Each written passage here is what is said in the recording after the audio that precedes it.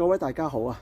有好多時會覺得啊，收螺絲好攰，係咪因為個力自己唔夠大力，所以令到自己咁攰咧？其實就唔係嘅。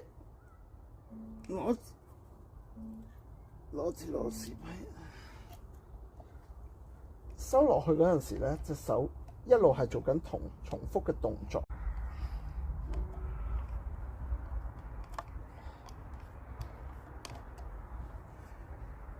攰嘅，因為你重複緊啊嘛。但係如果你換一款，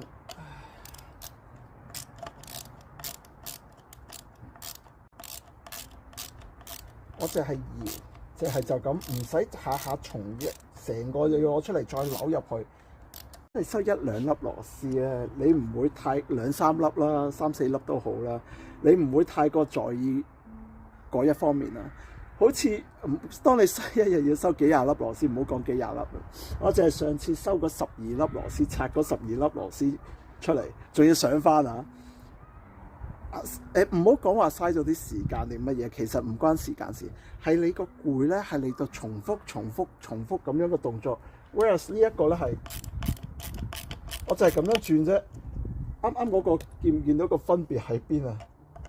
成隻手要再扭。時間慳唔慳咗呢個我唔提及嗰邊啦，但係起碼你減低咗好多無謂嘅動作，所以睇下各位點啦。好，多謝各位，就咁多先啦，拜拜。